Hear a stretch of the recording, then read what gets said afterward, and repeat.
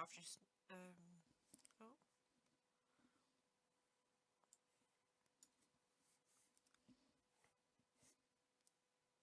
Right, hello everyone. Right, we're on stream, guys. Hopefully everyone's seen my Insta post I've put out today about it being about autism tonight. So if anyone does join and expecting to talk about IBD, that is next week. But we have two guests tonight instead of one. So do you guys want to introduce yourselves? Ell, you first. Well, you basically just introduced me there, haven't you? Yeah, I'm Al. Right. Often called the other L on the stream, but Other L. generally the better one. Generally the better one. The bigger question: who's the more popular Ell? Do you think? Oh, him, but like sociopaths tend to be quite popular. So. All right, okay, and I am the co-host. My name's Ben, and yeah, normally we do the. I normally help with hosting the Monday stream, which devolves into degenerate speak here and there. So yeah, that's it from both of us. So let's get started then. Okay, cool. Right. So it's a little bit different to Monday night. We're a little bit more professional and less about gaming and stuff. Before we start, I just want to say a massive thank you. We're now at 52 followers, so if anyone does watch and still wants to follow, please do. But we're pretty much on affiliate at this point. I've had quite a few exciting messages and loads of people have been following on Insta, so thank you very much. I really appreciate it. So obviously tonight we're going to talk about autism first and then a little bit with mental health after. Just to give a little bit of structure if anyone's watching as to what to expect on which part. So I have had a few messages come through I put out earlier about talking about autism. What do you guys want to ask tonight? So I've had a few of those questions come through as well, so as we go I'll ask those as well. One of them is probably actually quite a good way to start. They asked how old you were when you first was diagnosed with autism. So do you both want to maybe start a little bit from maybe the beginning? Yeah, I'll start off. So I was diagnosed with it from about the age of 3 because I didn't really speak a lot and I was always sort of weirdly different in that kind of way. And as I sort of grew older, sort of a child's perception is very sort of black and white. So if you're not doing something that's with everyone, it isn't a sort of like, oh, okay, that's really nice. Sometimes it's much the case of, oh my god, it's this, it's all that. And as I went through primary school, I was kind of singled out because I basically thought in a different way to others. And then as I went through high school, I would not wish for those years to be wished upon my worst enemy. They were horrific, up to the point where I didn't want even to go into school or even sort of reveal what was happening at school because it was that terrible in that sort of way. And then as I we'll get into that a little bit later on. Yeah. But I get into sixth form, it sort of then changes round. I then go into university, pick up my ridiculous hobby, as you see behind me, which is skateboarding, like this. And guess what I'm into? And yeah, I found that, then realised that people aren't going to be complete arseholes in that respect. And there we go, and here I am. I'm on this stream. People accept me for who I am, and I'm almost in a way proud to be retarded, if that is the way to go with it. Oh, God, which I know that's a very blunt way to put it, but that's how I see it. I think it's okay if you're autistic saying that about yourself. It's fine. It's just if a randomer was to say it, it's not so good unless it's like a friend as banter, because I've noticed, like, if a friend was to make a joke saying, oh, Sam's arsehole's broken, it's like, oh, it's just banter, whatever. But I feel like if a stranger said it to me, I'd be a bit like, they watch your stream. How dare you? Well, yeah, they probably do watch my stream, yeah. No, it might be, oh, it's Sam with a broken anus. That might become my famous thing.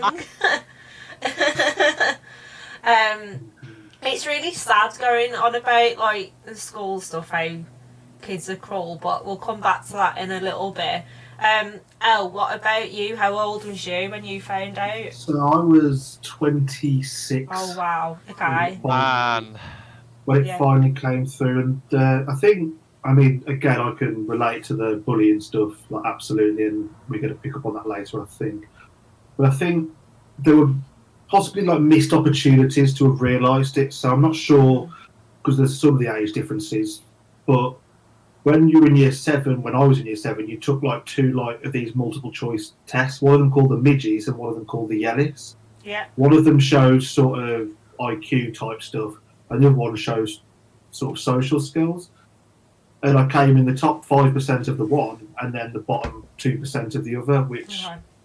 when you look back, knowing what I know now, is that should obviously point to someone who is possibly autistic but high functioning, which is what my diagnosis is. Yeah. So it took sort of years, and it took sort of a mental breakdown to essentially get someone to actually come and assess it, because I think there is an idea out there that people who are autistic are thick or low IQ, whereas very it's inept not- socially as well. That's a big one.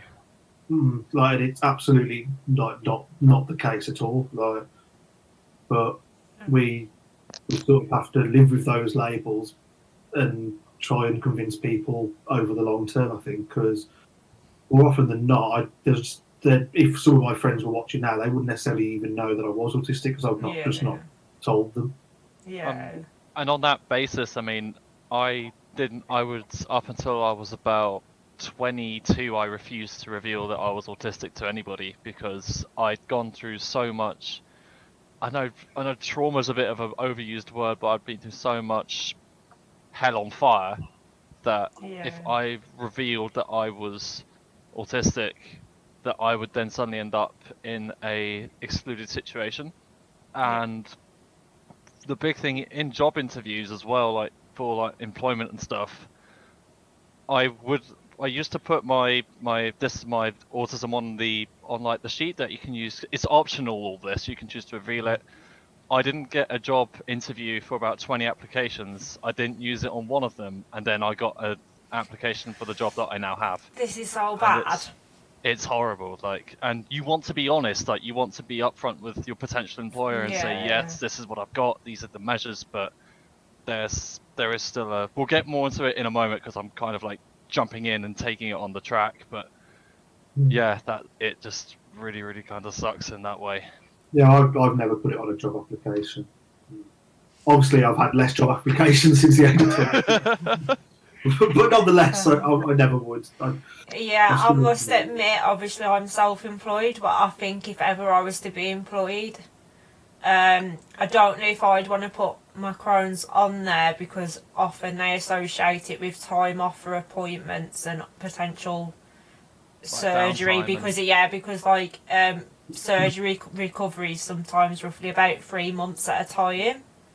So no one's going to want to pay to have you off for like 3 months and stuff. So I think even me personally, I do wonder if I'd fully disclose it. I wouldn't want to be dishonest. I might say, look, I have it, but I'd try and downplay it, I guess. But I don't know if we should be doing that, I guess. I don't think it's right for them to... They're not meant to be excluding us, but obviously they do. But yeah. So obviously, thank you, Dan. Dan's here watching us, and he's just put in the chat that we should be given a chance. He did say he was going to join us tonight. I know my parents are watching as well at home. So. Oh God, I better be on my best behaviour. None of the humour. I've just spoke to my parents actually, and they was like, "Oh, so we're actually going to get to see Ben then now?" And I was like, "Yeah, he should be having his video camera on." So anyway, basically, going back to what we was just on about with school, if we start off younger and work our way back up to like work and stuff, how much do you want to tell? I'm assuming with you, Elle, because obviously you were diagnosed a lot later. Surely in school you must have noticed some things were a little bit off, maybe, or did you not really notice, or what was that like? So I think it wasn't much noticing. It was like I was very quickly and very early like targeted like for Yeah. just like random bullying. And like it comes to state that young people with autism can display tics Yeah. like that as they get older they can get rid of. Yeah. So I would sometimes look up in a class and I'd have the entire class staring at me, waiting for me to do the next one. Yeah. And then Oh. so that was sort of the gateway in year 7 to like, oh, let's pick Yeah. on this because he's doing weird stuff. Yeah. And then it never really stopped. And it Yeah. was something I could never really get back from that point. And I think I've got a similar situation to Ben, whereas as I got into the sort of the sixth form, it sort of died away. But up until that point, it was daily and it was merciless. And sometimes it was physical. I was beaten up a few times. Yeah. And I think the thing is because autism is a perception, it's almost like you're putting a filter in front of everything that comes into you. So that when you're trying to figure it out, you're trying to figure it out from your own viewpoint, and you can't figure out why these people picked on me. And obviously, people autistic tend to care less about their appearance unless they're sort of prompted to do so. So sometimes, I'd turn up with sort of messy hair. I mean, I know I've got messy hair now, but lockdown, I've got an excuse. So literally from year 7 to year 9, like on top of all the stuff like retard, mong, all kind of stuff. And that was just from Elle, probably. No, I didn't. Elle were on opposite sides of the year, weirdly. Oh, really? Okay. We had a split year, yeah. And another one was like tramp. Like you live in a cardboard box, you live in a cardboard box, and I can remember like, and this shows like the level where like because you were already being picked on, there was no winning.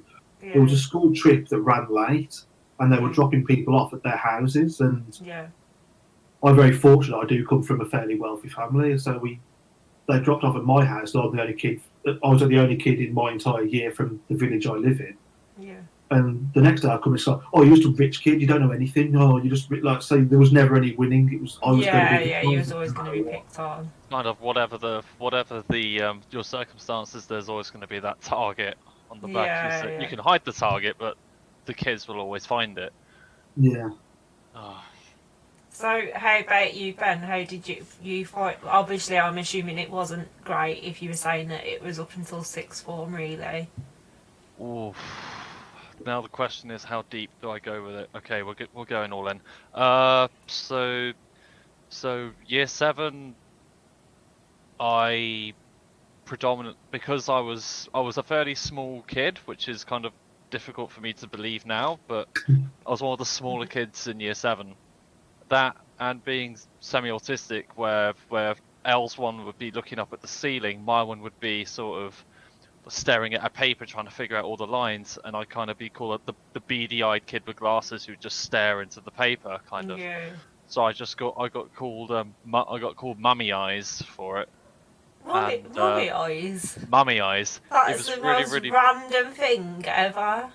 Yeah, it was fairly, very strange. Yeah. And I sort of learned how to sort of disguise my autism as something else, if that makes sense. Because if you'd mentioned that you were autistic when I was in school, that was a social death sentence. It was you were going to be excluded, regardless of what you did. Even if you did do well at sports, even if you were a musician, you still were going to get excluded. And then it got to a point between year 8 and year 9, and this is the dark warning.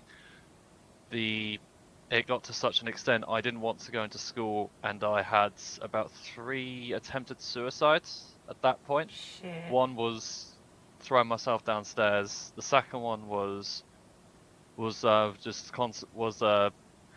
tied a sort of a noose ready to sort of just like throw up and hang myself, and the third one was a rifle in the roof of my mouth, because that was just how bad it got. Because it was like, what's the point in me even trying it if you are going to have it constantly? Because there was no escape. Elle's completely right when he says that they would always find a way to pick on. For me, it was just, and then between year 10 and year 11, I got better. I found myself with a better group of friends. I went to a scout. I went up in my scout unit to another group called Explorers, so Scout Association, etc. Had my best friend Harry, who we do the stream with. If he wasn't there, I likely would have pulled the trigger. It was that terrible. How old were you roughly when these suicide attempts happened, Ben? 13 to 14. No kid at that age should ever have to feel like that, ever. Like, no one should ever feel like that at any age, but definitely not so young. I think you just feel you've got no option. It's like, because it's so constant. Yeah, of course. But it's not... It's sort of like the Chinese water torture in that respect, because it just keeps going, and you do whatever you wish to try and get out of it. Yeah, you can take it on the day, but it's the day after day that becomes the problem. And it's obviously, also, of course. And then just psychologically, I was just completely and utterly nearly broken in year 9. Like, it was... Yeah. Like, a lot of my pictures, I'm smiling, but that hides a completely shattered veneer. It's a shattered person underneath it. Yeah. Like, I don't think you see a picture of me really smiling up until between year 8 and year 9 in any of the pictures. Like, it was that terrible. I think I'm the same for a long, long time. Yeah. I think it was a Robin Williams quote. It's like, people don't fake depression, they fake being okay. Yeah. I agree. I think that's the reality of what's going on there. Like, yeah, I totally agree with that.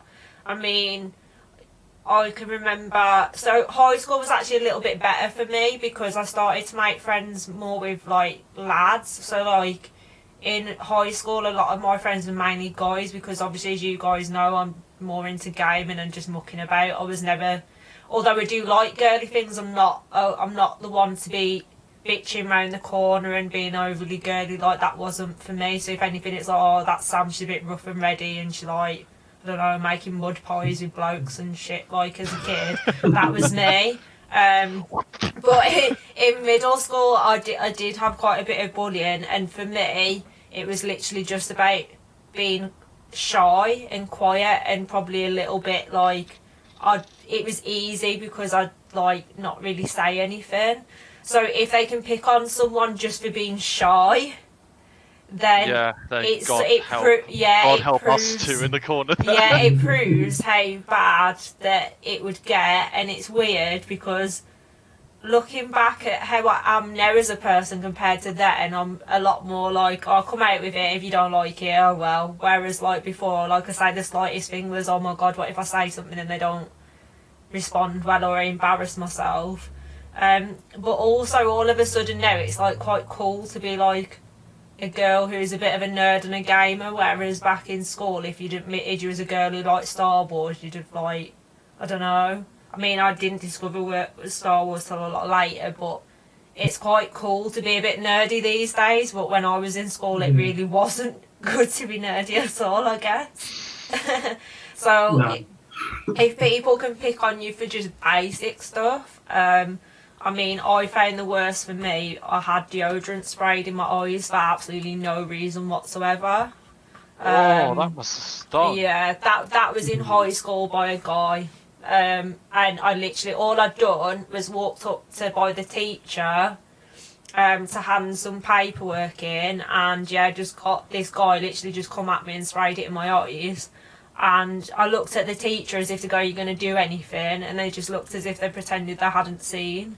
So I do think sometimes a lot of it as well is what are the people doing, like the teachers that obviously, they've got to know these things are going on, do you know what I mean? So it does make me feel a bit awkward about the rest of stuff that's probably going on as well. But yeah, so going back to, you were saying as you got closer towards sixth form, things started to turn around a little. Yeah, and I kind of went, the change of environment, like from sort of one of the roughest state schools in London to a sixth form that was a little bit religious, to something that actually had some decent people who looked out for you, was really, really good. I still remember the first time I went into sort of one of the classes, the induction they went in, Yeah. and it was kind of like a massive weight had just been lifted away from me because I didn't Yeah. have to sort of see the same people that had tormented me for Yeah, ages. yeah. And then it was just like, here's a fresh slate, just be yourself and don't try and bring any of those mannerisms that got you bullied into the sixth form. But yeah, it got much better from there, and then I just I did a couple of trips. I got renowned for getting naked, which was not autism Yeah, if related. anyone wants to see Ben naked on Instagram, we'll put him. All the tags are on Chat my is right Instagram. below. Yeah. So go to my Instagram, check my most recent post where he's tagged, and go and look at him naked on a skateboard Yep, and if you like it, in a please horse DM me. mask. Yeah, please DM me if you wish to. Oh, Trying to pick up people on Twitch. How desperate am I? So, when did you start to get into skating then, Ben? Like, So throughout all the carnage of high school, I found a really good group of friends, yeah, and we ended up going to a park near us, and some of them had longboards, yeah, and I really loved the feel of sort of just like cruising around and having sort of feeling like a magic carpet under my feet. yeah, Really got into that. Bought someone's board, didn't use it for 6 months. My mum then gave me the ultimatum of use it or sell it. So I decided to use it. I went to a session organised by a local crew. I fell off the first time I went down a hill. Came back up, had like 4 massive bits of road rash on me. Let that heal. Decided this was painful, but was also really fun. Then went back 6 months later. One of the guys who had like come down from the hill was there like skating and doing his stuff. This is going to sound a little bit rapey. We then went from into a dude's car who then drove us to a place in Kingston, and we just had a massive party there. And then that was kind of the moment I realised this is a ridiculously fun community. I want to keep going with it. yeah. And then, long to the short, one thing's led to another. I run a skate crew now with 5,000 people. Wow. I've represented my country doing it. It's kind of been a massive blessing in disguise, because it also means that I can be myself, Yep. because all of us are dumb enough to go down a hill at God knows whatever speed on a bit of wooden wheels. So no one. So if you have autism, it's just like, okay, that's how you've got into. How have you got into it? Just thought it was interesting. Okay, sweet, let's be friends then. Like, everyone kind of looks over it. I mean, I don't really mention it when I first meet people, because it's a little bit like, because it's still a bit jarring for someone who's like not sure about it. But once you build up a good rapport, you mention it, and 99 times out of 100, it's like, oh, sick, that's actually really nice, and some of them even want to know more, which is really cool. Yeah, you certainly don't put it in the Tinder bio, do you? Oh yeah, no, never in the Tinder bio. That's the thing. That's the minefield I thing. don't You just know. drop it on you in a date. I like You to drop wind it. people up, I do with mine, where they say like, oh, what's your superpower? Then I'm like, oh, I can shit up to 14 times in a day, and it just goes dead. I love it. I love doing that to people. I should put on my thing, because Someone's just commented saying always in the bio. Whoever put that, fair play, love it. Yeah, I don't think you should be ashamed of yourself. If people are going to be funny about it, then fucking let them. I really don't care. I don't think it's necessarily like a shame. It's just like when you know that, like the obviously, attitude is there. Yeah. like when you know that it's brought you like so much like shit. Like obviously Ben knowingly and me unknowingly. When it's brought you so much shit, like I think it does create a situation where, like, especially with people you don't know very well, like something you definitely don't really want to necessarily talk about, because you don't know what their perceptions of it's going to be. And of course, as we move on in time, like more people are more understanding about it. Like you're still sort of scarred by what's gone before. Yeah, I totally get that. I totally agree. Femme who is generally really always finds always other autistic femmes. I'm not quite sure what that message means. But yeah, I totally I totally get what you're saying about if you've had a bad experience. I think you'll almost assume every experience will be bad. Like in the past, I had a relationship with my Crohn's that I think deep down they didn't probably really know how to handle it, so you assume that everyone's going to be like it, I guess. So sometimes I think I just like to wind people up because I'm just having one of those days where I feel like being a wind-up merchant, I guess. And tomorrow's another day, I suppose. But yeah, it is an awkward one with like things like dating and stuff when you've got any health issue or anything that's, I suppose, not fully considered normal, whatever normal it is, because I don't know about you guys, but I don't think there's anyone overly normal on dating sites anyway. They're all a bit nuts. No. Even if they've got no health issues, they're nuts. I was just like, oh, no health issues. By the way, I'm vegan and I'm Russian. Oh, okay, sweet. I don't was a think fun 6 days. I don't know if I could date a vegan because I was desperate. I'd take it. I was like, yeah. No offence to anyone who's vegan, it's just that I'm vegetarian and I always panic in case I ever decide to eat meat again, whether you'll judge me if I decide to eat meat again. So it's ironic that I'm someone who doesn't eat meat, but have you eaten cheese though? Why would you want to give cheese up? I don't get it.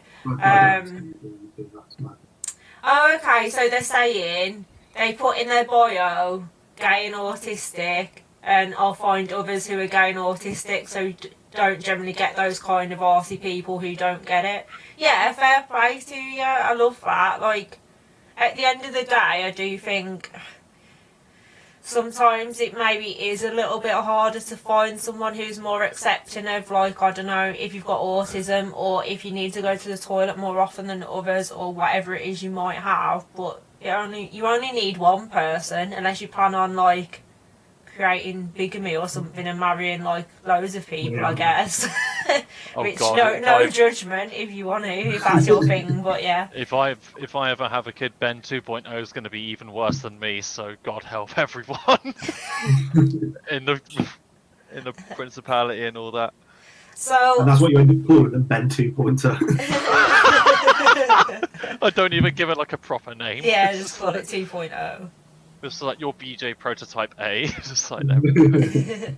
So, talking about dating while we're on the subject, obviously I know we do sometimes talk about it, Ben, about finding it harder, especially with, I think, dating sites these days, like Tinder, and I think, is it Plenty of Fish? I've never used that one, but like sites like those are very somewhat toxic because to me they're based on looks, aren't they? You're swiping someone based on looks because the amount of people that read bios are very slim, or they'll swipe and then go back and read the bio at a later date. So obviously I still think meeting someone face to face is still always going to be the best way of meeting someone. It's just the problem is we're all too shy and the internet's made us lazy now because we don't have to embarrass ourselves face to face, I guess. So I think, but that's where the good memories come from, because the second ever person who was unfortunate enough to date me, she was vegan but also somehow more autistic than me. So there was this, and we ended up going to this really, really nice. Went to an arcade basically because why not? Yeah. And yeah, it was one of those things where I would try and say stuff, we get on with it. And then she'd kind of have moments where she kind of just like stop. Okay. And then wait about 3 or 4 seconds because the autistic person will take longer to respond to a certain situation. So, I mean, Elle, have you ever been in a situation where you've had to kind of just like take a few extra seconds to like process something which would take someone who's neurotypical about no time? Or it's kind of rare, but like if it happens to me, I won't just take a bit of time. I'll literally leave the situation and then come back to it. So like I can reach a point where I'm overwhelmed by having to think about something, so I'll walk away and then come back again with a thought on it. Like, but it is sort of rarer. But the other side of it is sometimes I cover my autism by like making educated guesses about what I should have said. So like that sometimes gets into more trouble. I imagine it must be awkward though to be high functioning, because I think The a lot of label's people the label's so misconstrued. Yeah, 'Cause but I think like it must be really difficult, because obviously I know the spectrum's very broad, but if you're mildly on the spectrum, it's almost like a lot of people assume that autistic people are only going to date autistic people, but if you're only mildly on the spectrum, surely you're not necessarily always going to want to date someone who's also on the spectrum. Sure, do you know what I mean? Say that again, Al. I've never dated anyone who happened to be autistic. Not that I'm like some kind of ladies' man. Like I'm probably closer. I'm closer to Ben Mould than perhaps the any like the sort of supposed like normal laddish lad mould. But no, but again, it's because people who necessarily meet me don't necessarily realise at all, and especially because even I didn't necessarily know. Like I thought it for a couple of years, but I didn't know until like 3 years ago. Yeah. So like it never really came up. I think my issues don't come in the one-to-one date. Yeah. It's when you try and convert something short-term to long-term. It's like it's like some of those quirks that are like fun for a one date sort of aren't so fun. Yeah, like long day sort of thing. Yeah. I mean, it's also the kind of thing where you sort of like, because someone who's generally autistic, and I do a lot of hospital training, and there's a lot of doctors with several letters after their name who still don't really get it.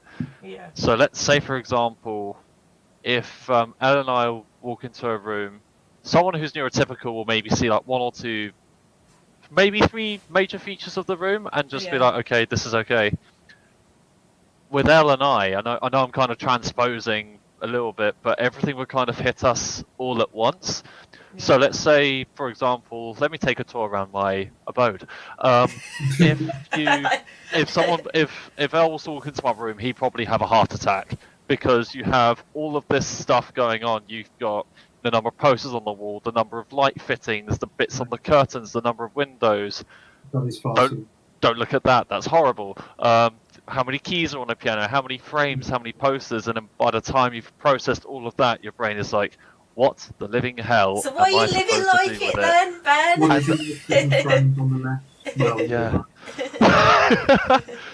You also saw my great lighting feature, just the lamp light shining towards the bed. The scene of the crime. As long as it's not That's a camera. For the ladies to see where all the action takes place, Ben. The spotlight on the bed. Wait, where's my mouth organ? This is the moment for it. You and your bloody mouth organ. I know, I love the blowing motion. Okay, sorry, Elle, I've spoken for way too long. It's all right, I'm just trying to figure out what were on those frames in the wall. Like, isolating them. They're music posters, so I'm a jazz musician. I've got to ask though, Ben, if you're saying about having an overload if there's lots of things in one room, right? How come you've put so much stuff in one room? Because I know where it is. I know how to deal with it. Okay. It's the converse side. If like you were to ask him where something was in his room, he could probably point straight to it. Yeah. Okay. Yeah. So I see what you're trying to say. Yeah, that's like fair. Mental illness. Because no, that's a bit harsh. Just because I'm the same. I know where everything in my room happens to be. Yeah. But if say something is out of place, say like something's fallen out of my pocket, say my keys, on the rare occasion I might lose them, that's going to set me off going like just wild, because that's something suddenly out of place that it doesn't make sense. Okay, yeah. You know, it's that side of things. Going back to you saying, Ben, about everything being where it is, can you tell everyone what you said to us guys? I don't know if you remember on COD the other week when we were playing on, it's the new map. With all the gold bars. Oh, was that Apocalypse? Yeah. Okay, right. Let me just try and remember. You were saying about how much money was stacked up on the pallet. Yeah, as in, so in one of these COD maps, so my brain works in a really bizarre way, is that I know the certain value of something, and I can really quickly multiply it and then work it out. So I'm one of these stereotypical. I know it sounds Very mad. a little bit, yeah. Not Sheldon Cooper's, because I'm not that horrendously awkward. So from looking at a single picture, I could then tell the exact value of the amount of gold that was in one of these pallets. So Which a is whole crazy. bar of gold is around 80 to 90 grand. If you, let's say, it's probably even more expensive now because gold fluctuates all the time. You then times that, you then measure the surface area of this one gold bar, and then you think of how much is on a pallet. And then from getting that, and then looking at how many of them are stacked, you can then get an idea as to how many it is. Anyway, that's severe autism right there. And if anyone hasn't ever played COD, it's very fast paced when you shoot, and so for someone to be able to work it out that quick as well is just mad. Yeah. Oh, you must have been great at where's Wally like puzzles. It was just like, oh, where is it? Oh, there. Damn, just there. It was to the extent that like my parents would have me look for things that weren't even in the picture. That must have been so cruel. That's so cruel. So, Yeah. is there anything else that I know obviously everyone's different, but what would you say your quirks are that are meant to be stereotypical, I guess, of autism? So like, someone asks you your opinion about something, and like you will not only instantaneously give it, but whereas like most people would have that filter that says, "Oh no, tell them they look amazing," like ours would be like, and just be like, nah, like. Nah. Be you Kim Kardashian bum like you was telling us the other night, Ben? Yeah. Yeah, it's that kind of thing. Like, if someone asks me a straight question, they're going to get a straight answer, like, and they're going to get it very quickly. I wish more people were like that, though. I don't think. Don't get me wrong, I understand occasionally a white lie would be much nicer, I guess, but on the whole, people don't. If people want to play games, there's something wrong with them, and most people do prefer honesty, I guess. No, but like, I mean, even with your own friends, like, you don't necessarily want to upset a friend, but if they ask you something, they're not going to. Yeah. Like, well, I think, Ben, does my car look great? It's like, no, it looks like a rust bucket got hit by a meteorite, man. Like, what the hell do you want me to say? I love how you go full pelt, not even like, no, not feeling it, just full pelt into to the insult. and sometimes it can be like, you might, like, there is the odd occasion where you won't get an answer because sometimes, like, I can be so far in my own head that I'm just really not paying attention to what the other person's even getting me to try and think about. So what other things would you say as well besides... I have noticed that is one thing, although you're both very different, that honesty, you definitely both do. I'd say you're a lot more blunt, Elle. I think when Ben comes out with a comment, it's more like... I don't know how to word it. It's there's almost like an innocence to when... Ben does it. It's like very playful, even though he's insulting you. So you've got no choice but to laugh because you find it funny. Yeah. Whereas I feel like yours is more like dry, sort of blunt humour, I guess. It's but two sort of, but they're both funny, but they're very different sort of humour levels. Yeah, no, just because I'm older and more cynical. I don't know. But probably not. I don't know. I feel like. Maybe. I think Ben's going to still be like 40 odd and gaming about, hopefully. All being well, so. Maybe. I mean, I'll probably be, if I'm not like completely broke off from doing skating and everything else. But I think my way of terming it is that we shoot you in the foot first. We see if you're okay, and then we try not to shoot you in the foot. If that makes any sense. Yeah. So you sort of try and. Yeah, you shoot first and ask questions later. I know you guys were sort of saying before about almost learning behaviour, so you know not to do something rather than fully understanding it. What are some examples that you've probably where you thought, oh, best not do that because that didn't end well or something?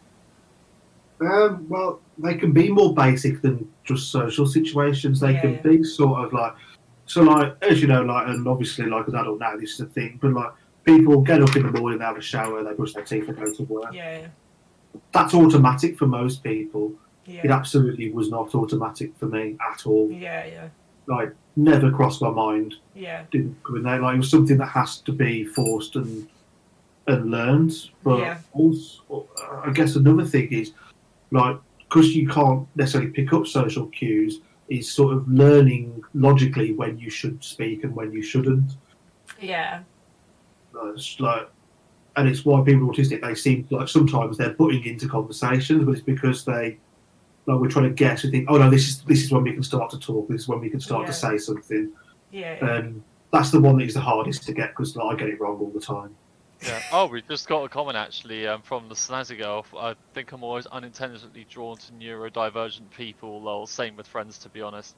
Yeah, I mean, we tend to, our friendship group that's the reason why it's called the misfits, because we're all this really bizarre cacophony of individuals that have all these various bits wrong, some with the R, some with the brain, some with, I think I've got double A tits, but that's fine. But you've showed us your nipples before to ask if they're normal, and they're definitely normal. Okay, fine. Also, yeah, someone who's autistic, if you say to them, just like show us something, what is going to happen is that's very quickly hardwired. It's just like it's literal. We have to do it. So when so the whole naked skating thing came round from when one of the organisers of the event, I get on really well with him. He was like, Ben, you should try this naked. I was just like, sure. And then I just basically just went back into a bush, 30 seconds, came out naked. And then just went down this enormous hill. And then that was how a myth was born, which was just, will Ben skate down this hill naked? And the answer is always yes. That just seems like such a big risk. How are you not like scraped all over and then on like fucking that must be dangerous on private parts and everything. If I fall on my dick, I'm getting a circumcision faster than a Jewish man on cocaine. Like it's gonna be like that. Surely a Jewish man on cocaine is oh God, Ben. Some of the stuff I don't think they wait that long. I'd love to be in your brain for just a second to find out where this even like comes from about my brain has no filter. You should know this. It's just straight up, just like oh yeah. Dear, oh no. Well, if this chat gets like stopped, I wouldn't be surprised. But okay. I'm hoping this one doesn't have any risk of it. It's more our Monday night one that every week I think, will this be the week that we will get reported for something? Because especially especially as we're so diverse and we do. I don't think a single one of us does actually have a filter. So I don't think it's one person in particular. I just don't think any of us have a filter. I imagine poor Dave sat there thinking, what have I done? Oh, but I love Dave because, do you know what my favourite thing about Dave is? Is when he says, oh, crumbs. You know that he has children. Because I'm there going, you effing C word. How dare you like go and camp in a corner, and he's just like, oh, crumbs. It's like, you have children when. In fact, I feel like he's the only sane one out of us actually thinking about it. He's the only one that goes to bed at a sensible hour. Yeah, but he fell asleep with one ear on your phone. No, I didn't. No, what I did was I took the headset out. It was my PlayStation headset, so it's like a little earpiece, just the one that goes in the one ear. Took it out of the phone, took it out of my ear, and then fell asleep on the headset. So I took it out, but it was like 2 a.m, to be honest. So, and last night I couldn't find a remote either, and I did wonder if I'd fell asleep on top of that as well, but I hadn't. I just lost it. But yeah, Dave gets up at ridiculous o'clock though. That's why he goes to bed so early because of him. 5 a.m. I mean, the other night when him and Harry was talking about animals and all that sort of graphic stuff, I do wonder then, but on the whole I would say, Dave, if we all had to do some sort of special test on how like how misfit is this person. I feel like he'd definitely get the best score out of all of us, whereas I feel like the rest of us would all be a bit doomed, to be honest. So we'd definitely all be a bit doomed in some respect. How dark is your humour? Let's not go very, there. very. Oh no, I started going. I was just like, hold on a sec. Yeah. I think sometimes when you pull out the things that I say against the thing I do for a living, like, Yeah. it's kind of hard to mitigate. If any of your students found the stream on Monday, it's it game would be over. Yeah. Mm. So you know how you were saying about like brushing your teeth and all that sort of stuff. One of the messages we come across on Insta was someone said, how does it impact on day-to-day activities? So like your daily routine, I guess. So do either of you want to expand further on that? Yeah, I can. So everything that you try and put into your daily routine, you have to fully actively think about. Like, it never becomes just. It never becomes an automatic go. Yeah.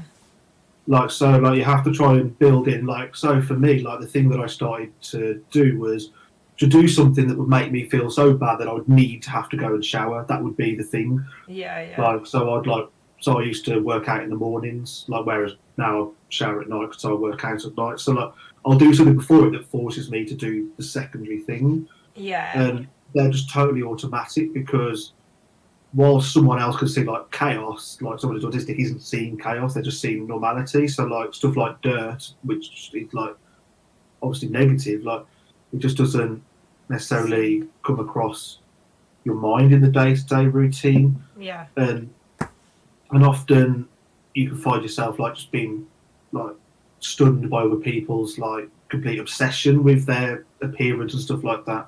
Yeah. Like, and obviously social media these days doesn't necessarily help it. Like, oh God, no, definitely not. Because No, hell no. For me especially, like, I think because of the high functioning part of me, like, I rest a lot on logic. So like I'm seen by everyone as very black and white about everything. Like, I don't have a grey area. Yeah. I either think something is something or it's not. Like, I always go one way or the other. And you take that with everything you do in life, which obviously upsets people because... What are you doing, like, Ben? I'm sorry, we're having a serious conversation and Ben's just putting objects on his head. Sorry, carry on. So, like, and the thing is, sometimes you sort of end up bumping over yourself on a day-to-day basis because it can sometimes seem like you lack empathy because you're black and white about things. If something doesn't occur as a negative to me, I won't take it as negative. Therefore, someone could tell me something like that is quite harrowing to them. It hasn't clocked to me. I've gone, oh, okay, see ya. And obviously they're like, oh my God, does he not? Like, so like people can like often think like that you're quite a cold and uncaring person at times. And and that's sort of a daily occurrence. Like, people like sort of bemused by your, and I'm not talking like things you say, just like bemused by like your general sort of behaviour. And sort of like, I think for me, a lot of people have said I'm very calculating because I'm sat there, as Ben said, like, you hit with all this information. I think because of my higher function, I start to try and, if I haven't been overwhelmed by it, I start to try and process every single bit of it. So I just go very quiet and just start taking it in, which obviously ends up taking up a lot of time. I mean, sometimes I can be sat there in an evening, something's come across my phone or on the TV or something, and I'll sit there pondering it, and then when I finally come back to my senses, it'll be like 3 hours later. So like, that sensory overload can work both ways. It can create an instant reaction or a prolonged sort of non-reaction.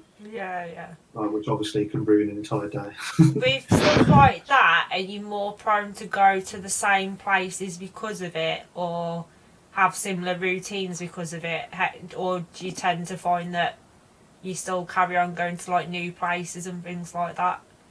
It's very rare I'll do something different. I mean, when we looked at the CCTV on my house, like, we realised that I left at exactly the same time to the minute every single day. Wow, yeah, so that's like my school check-in times, like on the staff card, were like obviously traffic takes. Yeah, a few times. But Yeah. they were always within like 5-10 minutes of each other, like just Yeah. constantly everything absolutely Yeah. clockwork. Turn up at the same things. I always do the same things at the same time all the time. Yeah. And if someone changes that, it like Stress. illogically just like winds me up. Yeah. Do you tend to have patterns as well, Ben, or not really? Because you must go to quite a lot of places skating, I'm guessing. Yeah. So pre-COVID, I often would have sort of this weird routine where you sort of just you'd save up in the winter and the colder months, and then you'd have two or three, maybe four major events that I'm always going to go to, but everything else on the side was going to be related in some way or form to the skating thing. So whether it would be going to Austria, whether it be going somewhere else, it's always going to have a particular theme. And I don't like going to a place just for the hell of it. I go there for for a certain reason, and I have the same reaction as Elle, which is that if I'm only there because meh, then I would just be like, no, I want to be somewhere else where I can actually do something that's fairly productive and and my skating is sort of like training and physical fitness and everything, whereas just ending up in a place just because makes me feel a little bit like, nah, I'm wasting my time, I'm gonna go somewhere else. Like I've actually done that. I was in a nightclub and I realised that I was just not getting anything out of it, so I just left, and I was just like, no, no thank you. And my best friend had to try and, Harry by the way, he had to basically try and find me because I just left because I just wasn't enjoying myself in this club at all because I was just finding it useless and everything. I know that feeling. I'm not a fan of nightclubs anyway, to be honest. I outgrew them by about 21. Went into about 18, by 21 I was done, and even then I didn't go that often, so... I think I've been to a club once in the last 6-7 years. Maybe surely a place like that would create a lot of overload because there's usually a lot of flashing lights, a lot of people. Yeah. That's sort of why, at any given nightclub, if someone's looking for me, they know exactly where I'm going to be able to be outside in the smoking area, whether I'm smoking there or not. Yeah. There's quite less stuff going on. I think if you go to them a lot, so obviously when you're a bit younger, you do sort of get used to it. It's a novelty that even though it's scary at first, you sort of start to not necessarily enjoy it. I think I ever enjoyed it, but maybe enjoyed the company that I was with when I was sort of there. Although, I mean, saying that, when I was 18, I was literally going to Wolverhampton every week, but I was going with the other L. It was basically me and him. But again, we'd follow a routine. I'd get there, I'd get to his 8:30, we'd drink at his, we'd get the taxi to town, we'd go to the Royal London. I know that will mean nothing to Ben, but Sam will know where that is. Then we'd go into the old Oceana. We always followed the same pattern every single time. So I think that made it tolerable. Would you feel safer as well going with someone you know well that you're comfortable with as well? Would that factor in? I'm not sure Elle in public is ever that safe because there's that. I mean, can confirm. I have, to be fair, it clearly hasn't scared me off because I have been to probably about 15, 16 countries with him, all over the world with him. But yeah, there's always that element of unpredictability. But I think that unpredictability is so predictable that you could sort of work it in. Maybe, I don't know.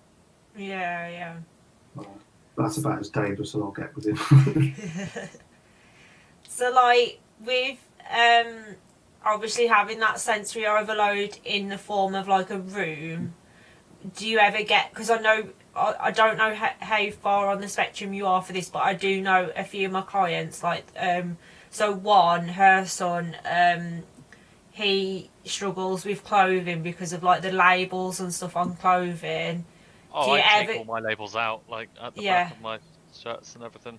So, I figured out various clothes brands that have labels that don't annoy me and buy them instead. Yeah, so certain things, even with clothing, then I'm guessing is probably a bit more smells, sensitive. Certain textures, So what are certain smells that would like be too much, I guess?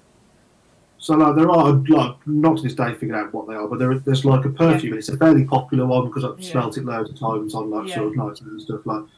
But it just makes it like essentially like wipes out my brain cells. I think like I just can't. I have to like leave immediately. Like Okay, yeah. like I can't even really describe. It's like just a perfume smell. Like I can't. Don't know if it's a floor or what. I don't know what it is. You just Because I've never stuck around long enough.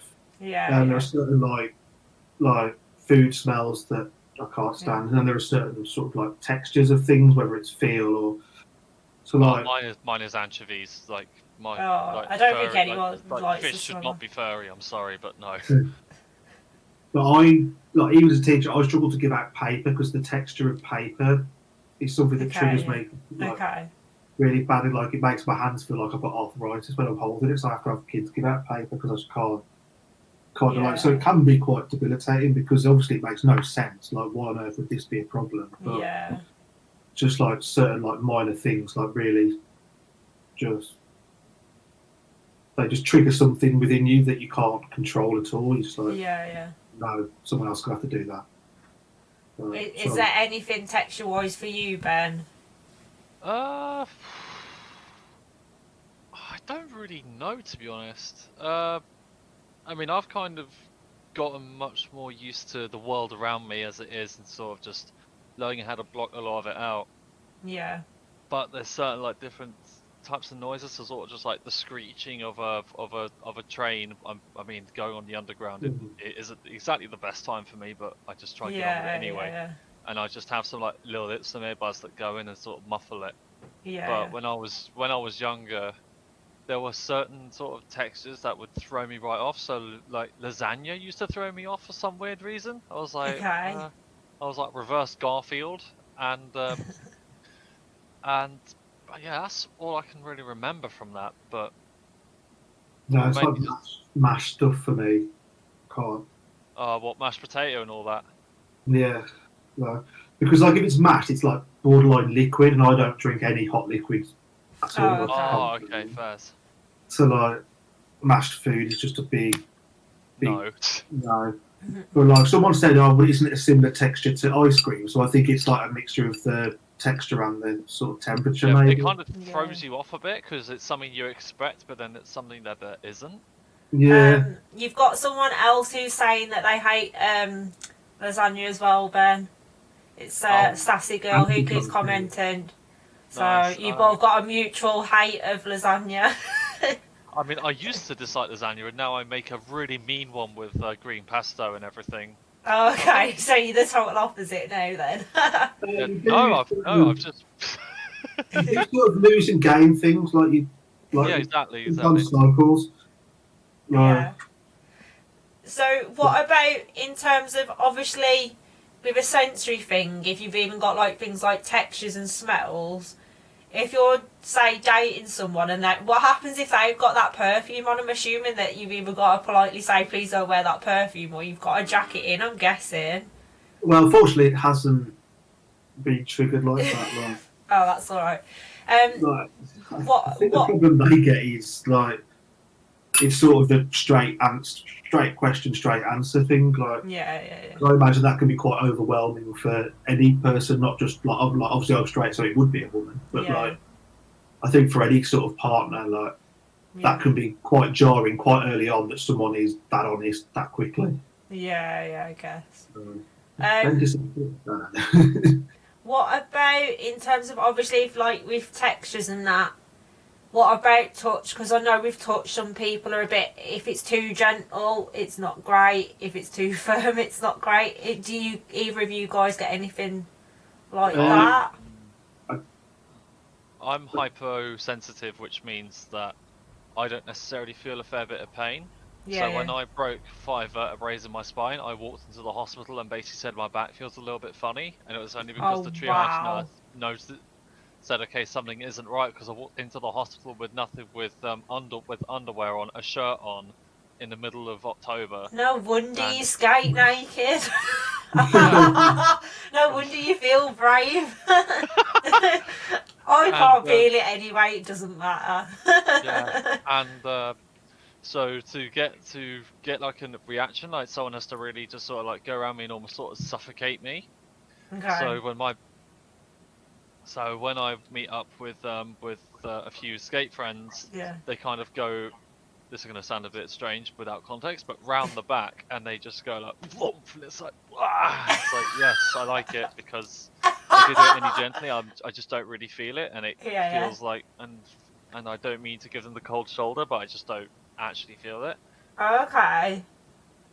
So it's, and like, but touch is good for me. Like I kind of crave it a bit too much. Okay. So are you more of like a cuddly person? You like to have a cuddle? Yes, I'm Because- a bit like Macy in that respect. Oh yeah, Elle always comes and gives me a love and then picks me up off. It's never just a love. I have to be picked up off the floor usually as well. No, he sniffs me. He gives me a sniff for some reason. It's really weird. Sniff. Yeah, he literally like he always does that every time. Every time. Like, really weird. Yeah. So what about you with touch then? Besides Elle sniffing at you? It's someone I know that I sort of build the tolerance for it, but like yeah. I in general don't like being overly touchy feeling, Okay.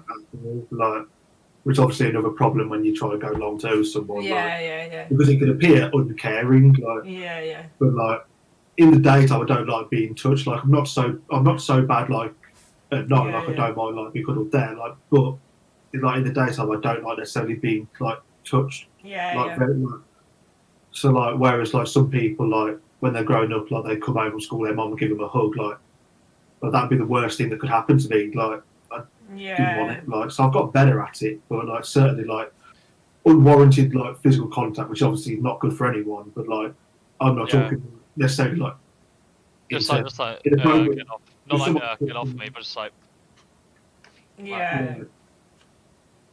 So yeah, it's like, but again, it can depend on the day. It can depend on the mood. Like, I think with autism, we're not always the same all the time. Like some days, like, we're coping a bit better than normal. Like, you're still a human being at the end of the day. It's like I think people forget that everyone's human. We all have good days and bad days and mood swings and like days where we're super jolly and days where we want to be left alone. Like I think people almost assume that it's like one person duplicated, I guess, which obviously isn't the case.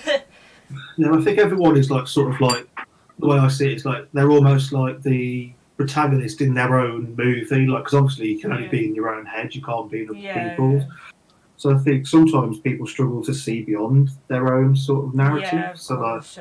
They're happier to apply a narrative to someone like me or Ben rather than actually find out what the deeper sort of cause is. So it's why like I don't necessarily have like a million friends, but the friends I do have are very close friends. I think I feel like the people actually get to know you, like know like what you actually like and like when you mean something and when you don't mean it. Like I think it just takes time, but it is what it is, I suppose.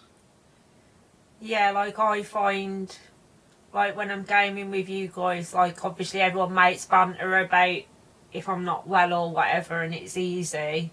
Whereas it's almost a little bit like if you're going to go into a new circle, it's almost like, oh God, like, are they going to understand whatever? Whereas I feel like you can sort of totally be yourself around a good friendship group and no one gives a monkeys if it's like a bad day or whatever. If anything, they're going to look out for you when you're struggling and what have you, and it's a lot better, I guess. So like, with you skating and that, Ben, how did you find, because I know you're saying about they hug you in a special way, so when you first sort of started to find just that... very hard, just in a very very firm hug. So if they've obviously picked up on your quirks on how to hug you and things like that, going back to when you sort of left school to now to be at that, I imagine that's a very sort of nice feeling to go from having quite cruel people to people that are obviously trying to accommodate. That'll be lifelong friends with me, yeah. It kind of feels like it's sort of like a journey that's still going on because I've come from this horrendous part of it. I mean, I've not from my background. I'm very lucky to have had parents who've been able to support me with all of this. I mean, all the stuff behind me as a testament to that, and so I've worked up to get the friends I've got, but I know that you never really stop striving. You never stop trying something that's new and good, and that's not even being autistic. That's just a competitive spirit I've got, which is that I see something and I don't really want to stop there. I want to see what I can do further, if that makes any sense. Yeah. And just really just like huck it and go for it. Yeah, that's really good. I'm just seeing, has anyone got any questions who are in the chat? I did just check Instagram earlier to see if we'd had any more come through while Elle was talking a little while ago, and we haven't had any since the ones that I've asked. But yeah, if anyone is watching in the chat and wants to ask a question, feel free. Have you got any questions to ask each other? Because that's quite a good one. From one person with autism to another person with autism, I guess. Yeah, it's actually kind of refreshing, because I would never have expected to have my... If you'd have told me 10 years ago that it would be this accepted, I would have laughed at you, because it was just not... It was out of the question in that respect. But, yeah, like having this sort of conversation where I can see... We'll try and see stuff from Elle's point of view, and then Elle can see bits from mine. It's kind of a great sort of go-between to see how broad this whole... I know it's a bit of a overused word, but how broad the spectrum is.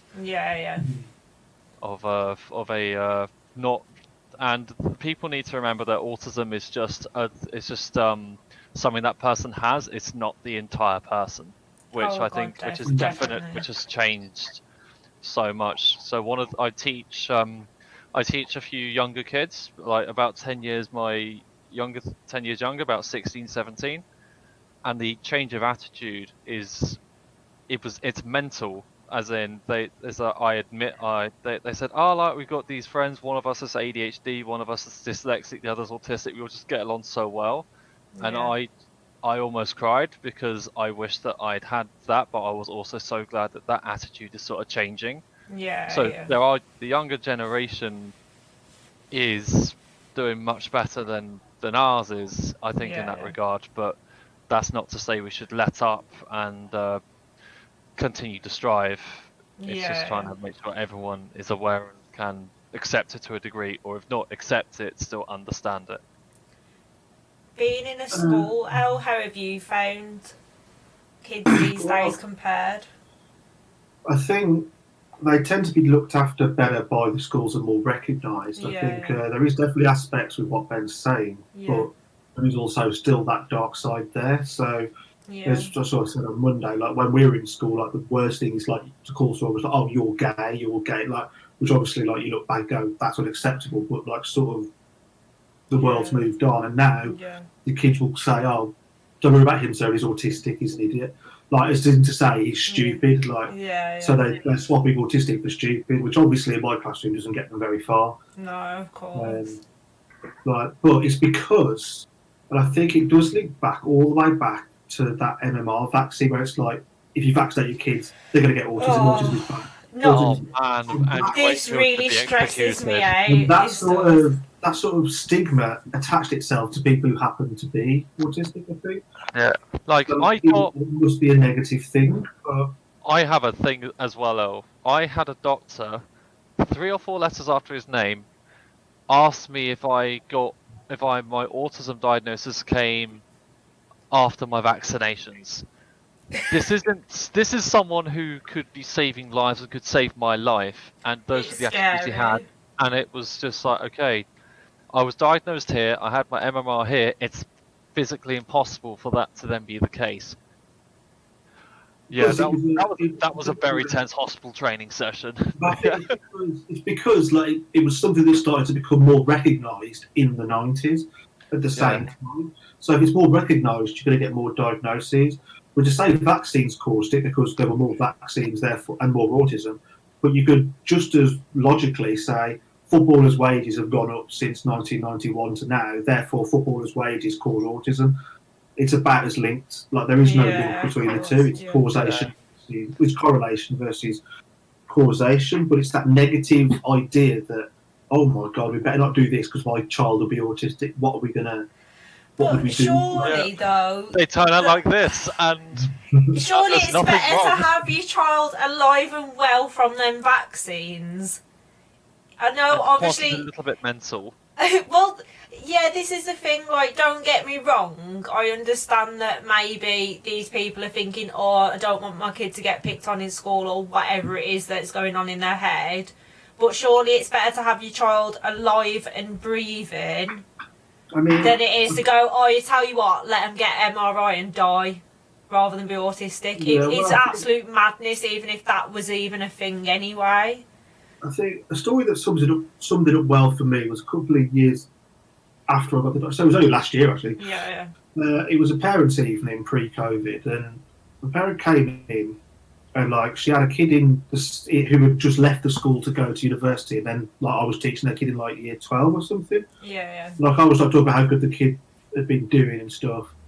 And then they said, because I'm honest with the kids about the diagnosis, if like I hear sort of like people like shaming autistic people, I'll mention it in the classroom.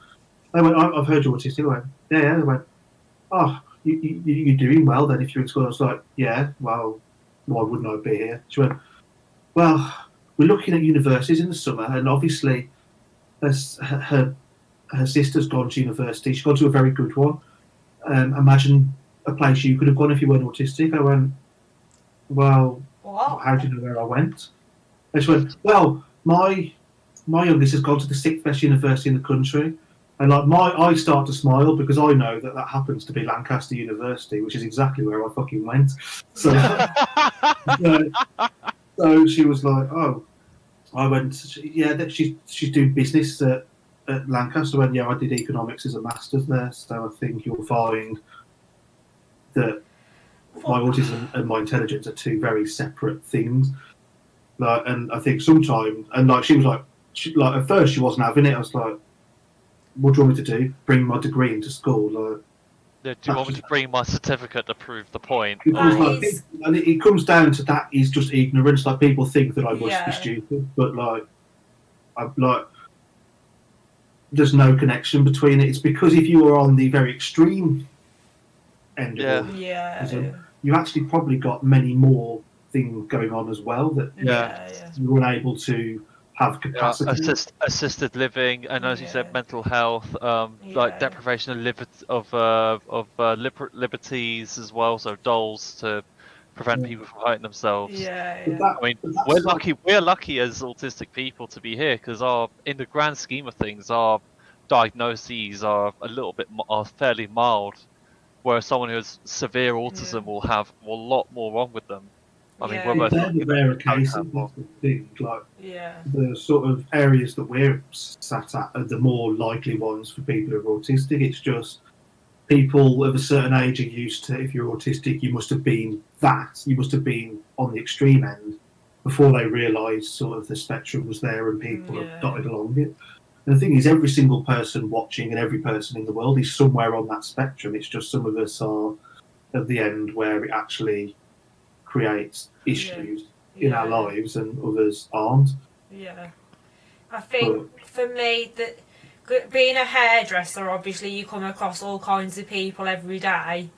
And obviously hairdressing for someone who's autistic to come into a salon, to me would be a sensory overload because there's a lot going on with all the noises off the hairdryers, people coming at you with a pair of scissors, there's other people waiting, there's a lot of stuff sort of going on in one room. And if you're not maybe great socially and someone's maybe trying to make small talk with you, and over time, like I've got a few clients now, because you tend to find once they find someone they like, they'll keep coming back to that same person. And if, God forbid, you was to ever leave or something, if anything, it's easier to track you down elsewhere. But no, honestly, it wouldn't bother me if someone was like, oh, look, my son really prefers you to do his hair. can you please tell me where you're going? It wouldn't, like, to be honest, most women alone, irregardless, would be like, please take me with you. So it's not weird for people to track you down in hairdressing if you've been doing their hair anyway. But I think for me, the worst case I've seen so far when I've been cutting hair, because I have done quite a few people over the years, was a little girl who was to the point she couldn't have a conversation, so she was very much like no speech, non-verbal. Yeah, no speech at all. And yeah, she was such a beautiful little girl. She was it was an Indian family, and she got beautiful big brown eyes. She was so cute. I reckon she was only about 5. And her parents were telling me that they couldn't even have like picture frames on the wall because she'd have to pull stuff off the wall and everything. I cut her hair, and I must admit, I felt a little bit upset by her family because they were saying that she was naughty, and I really didn't like that, because I was like, well, she's not naughty. There's a genuine reason for it. And also, I've had kids come in who are normal, if that's what you want to call them. Yeah, whatever that means. Yeah, and they've been the naughtiest little so-and-sos ever, and you're trying to cut their hair and you're thinking deep down, just sit still, because I'm literally about to like either cut me or like go crazy, because you're literally trying to cut and you like they're moving and you're slipping with your fingers. And you know, she sat there, she was so well behaved the entire time. She was really good and everything, and like I say, they were saying that she like naughty, and I'm like, well, she's literally sat there so good, considering that this must be like quite intense for her. And the only thing she did, and it was 110% my fault, and it was really stupid thinking about it looking back, and I learnt my lesson, I've never done it again, was once I finished the cut, I put my scissors on the side, and obviously it was the stupidest thing I could have done, and obviously she went to reach for them, and obviously her parents did grab them because they must have known her well enough to know what she was about to do. And I was going, oh, I'm really sorry. And I was like, no, honestly, literally, it was my fault, because you've literally just told me she picked stuff up, and I've just gone and like done that. So that is literally my fault. That is not her fault. That's my fault. I've never done it again since though. And yeah, I must admit, it did make me quite sad to think that she was so little. And she, like I say, she was really cute, and she was really well behaved and everything. And one of my regular clients, her little boy, he's never got any clothes on either, Ben, so he only likes to wear vests. And basically, she has said to me a few times that she says, like, so often she'll get upset as a parent because she can't get him to keep a lot of clothes on, and basically when she's been out in public, she's about 40ish, but she only looks like 20. She's really pretty, really aged. Like, she don't really look anywhere near close to her age. And she has lots of women very loudly comment on young mothers not wrapping their kids up properly and stuff like that, even though she's 40. And obviously can't get her kids to, like, her son to wear, obviously in the winter, like, wrap up and stuff, because it's just physically impossible. Ben's just thinking, get him a skateboard. Say that again. Get him a skateboard. Yeah, but so even from a parent's point of view, it can be quite upsetting, I think, if you can't get your child to, like, I don't know, say wear clothes because of a sensory overload or whatever. I think even people can be very judgy towards parents on it as well, but I think parents are having a bad time as well, because I remember it's like parents will say stuff to kids to try and get them to behave, but someone who's autistic is willing to take it literally. Yeah. So, like, whilst I might not act on it all the time, like years later I might say, well, you said this, and like, it takes a certain while for them to then realise that, like, I thought that they meant exactly that the entire time. Yeah. Like, so, like, you like take things literally. So, like, parents of autistic kids having a horrible time, like mine probably still do now. Like, having to like understand, like, where I am at with something in my own head. Yeah. I think I get more and more used to it. My mum works in mental health, but Yeah. it's still sometimes a bit sort of jarring, like that sort of reminder. Like, Yeah. because sometimes things can all be dead normal, then like I'll respond in a way that is not necessarily that normal, and then obviously like it comes back up again. It's like, oh yeah, that's why. Like, Yeah, it's quite a weird one because you never really think about it from that perspective. Because, like, I was saying to my mum the other day, with me and my Crohn's, I quite like the fact now that I've almost got a few people that I can go and go, have you got this symptom? And they'll go, oh yeah, like, even Joe a few weeks ago was saying about having lots of bruising on your legs from like anemia. Well, I've suffered with that for quite a while and I've never ever questioned it. I've just assumed that I'm someone who bruises easy.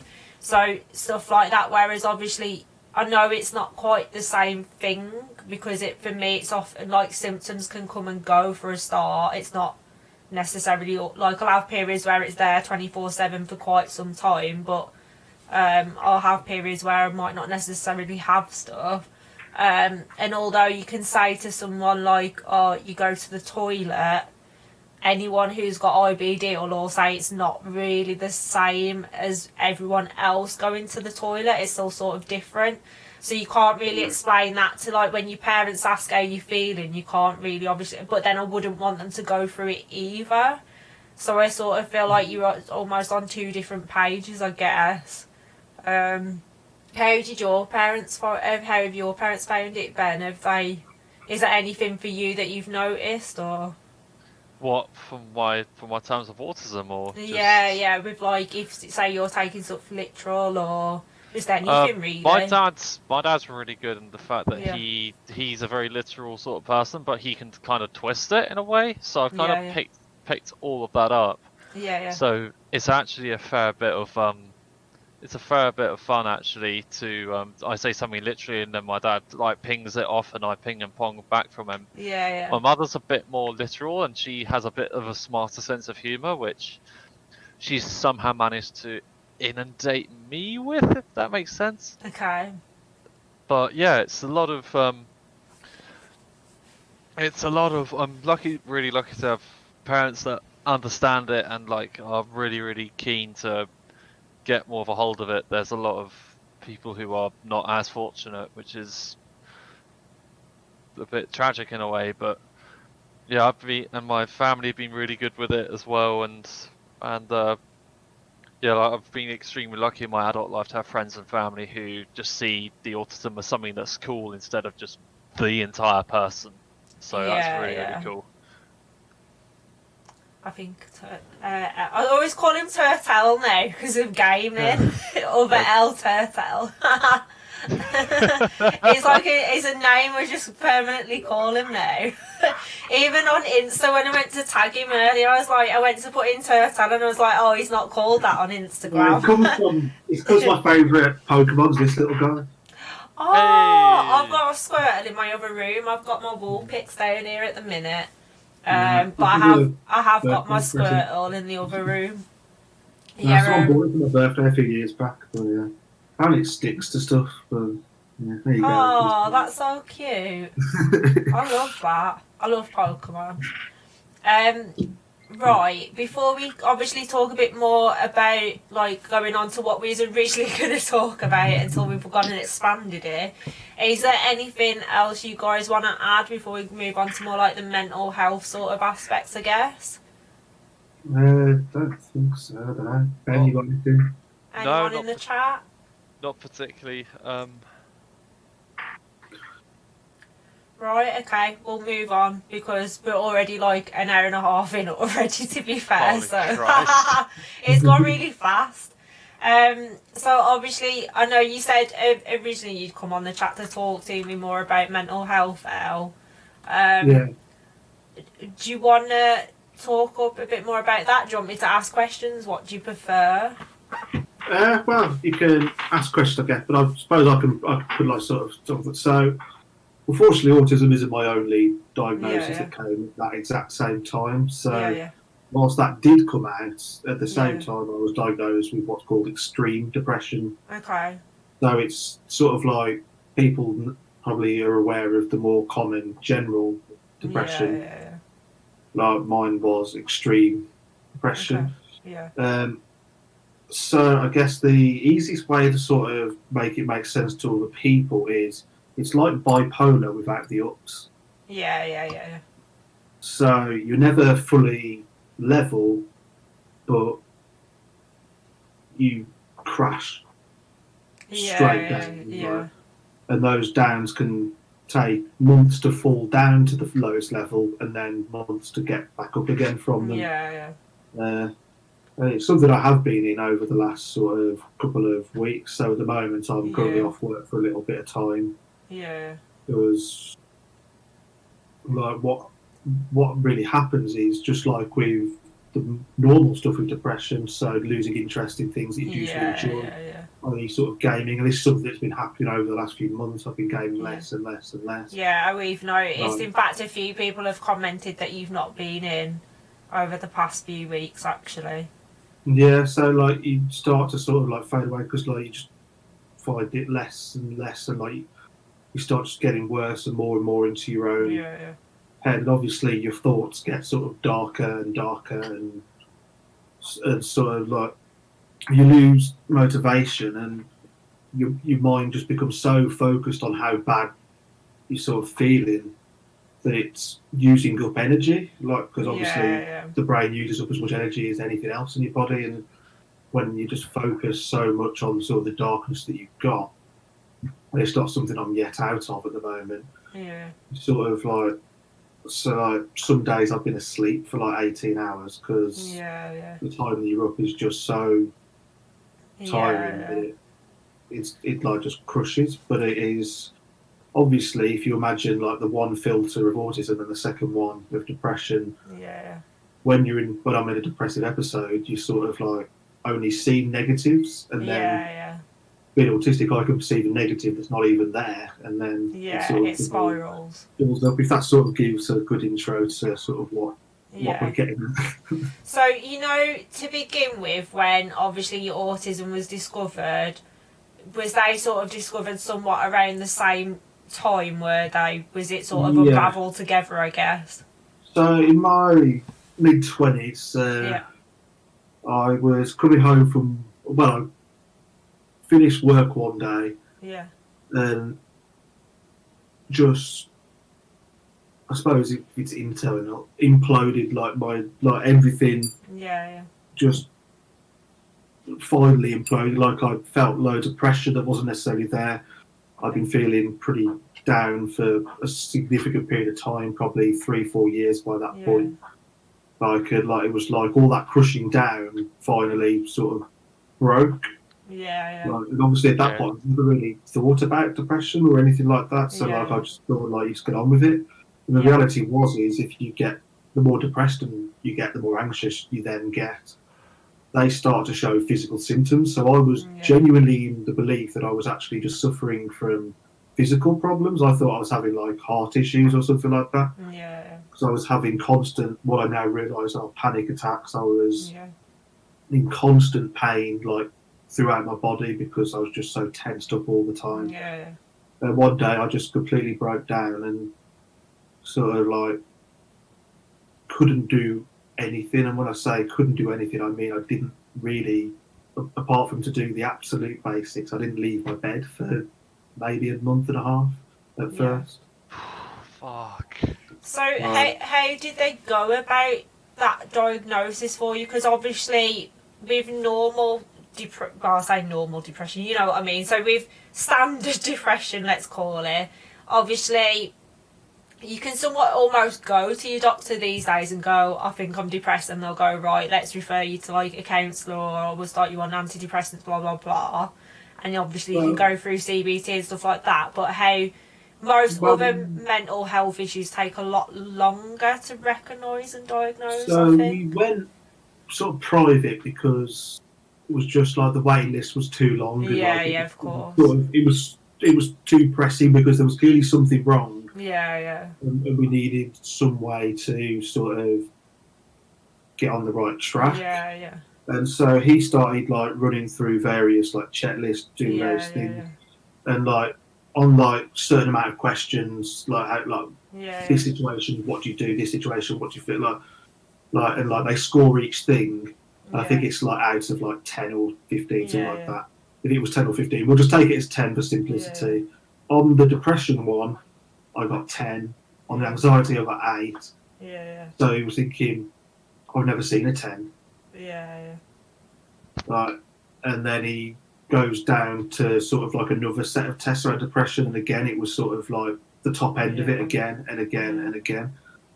And he was thinking, but, and then when he would try to do things, like I'd feel less depressed but still depressed. Thinking how do we then? He was obviously trying to do CV, like go through the CBT. He was going through various other things.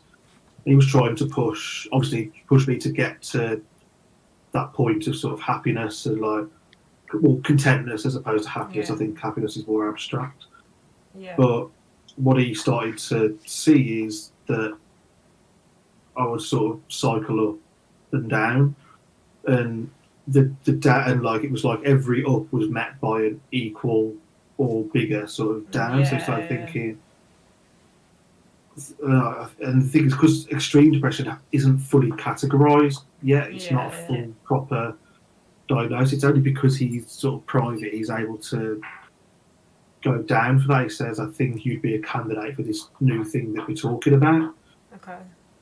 So what I've been able to do over time is minimise the extent to which I'm in the absolute rock bottoms to sort of maybe a week rather than like 2 or 3 months.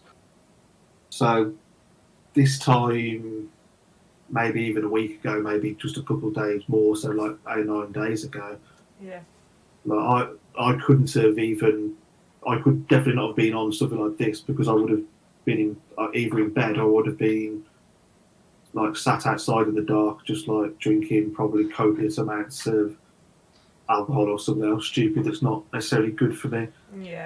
Because when you're feeling that low, you're looking for anything to cope, and the medication doesn't really work when you're just that far down, that far gone, because it's worked as hard as it can to keep you like at the as close to normal level as possible.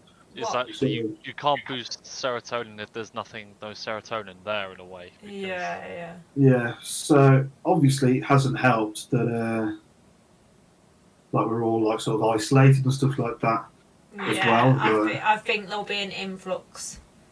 Or I feel like part of the reason a lot of people do come to the stream at the minute is because of being stuck at home on your own, too much time to think, and obviously we are talking about health issues and mental health and stuff, and I think there'll be a massive influx in the next couple of years as a knock-on effect. I think that is true. I think it's key, that people see that other people are going through it as well, because I think, especially when I'm at my worst, like I can't even comprehend that anyone else could ever have felt so bad. Like, I know that feeling. I've had that feeling. Thankfully for me, I had that feeling back when I was about 19, and I'd probably say the only time I've ever felt as bad, if not lower, has been trying to get my diagnosis over the last year and a bit, when I've like been, I can't explain how it feels to almost, obviously when people go to bed with a cold, they know if they rest and they take some tablets and drink up that they're going to be feeling better in a day or two, whereas it had got to the point for me where you go into bed in pain, knowing you're going to struggle to sleep, to just wake up in pain, and there's like no, besides that moment when you're asleep, when you're not aware, that's the only time you sort of had any sort of relief from it. And I think for me that was such a thing, and although a lot of healthy people can't comprehend what that must feel like, there's a lot of people a lot worse than me, and I always had that in the back of my head going, this could get a lot worse, and it is a lot worse for other people. But once I felt like I'd managed to still sort of keep myself from totally falling off the ledge, but I think when you fall, it's almost like you feel like you don't deserve help either. It's a really weird, like I said to Amy last week, I always think it's like, you know, in Harry Potter on the third one where there's the Dementor eating off all the happy feelings, I very much feel like depression's like that because it takes over everything.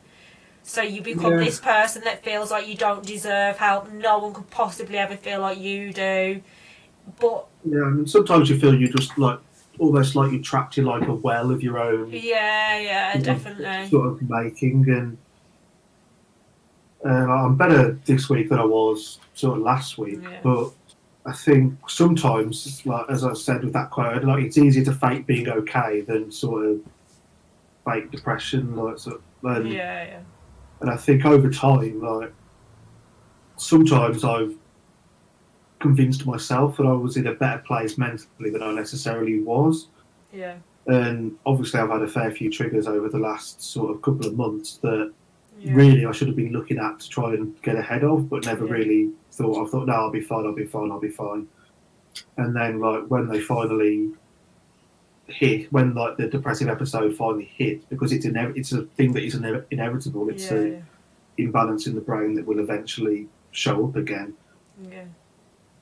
If there's more to trigger it, as soon as it happens, it's going to push it way further down. So, over the last couple of weeks, well, maybe like 2.5 weeks ago to like a week ago, I was in that sort of situation of incapable of doing the bare minimum stuff again. I was totally lost out of motivation. I mean, I went from essentially like clockwork, working out at exactly the same time every day to not bothering doing it at all.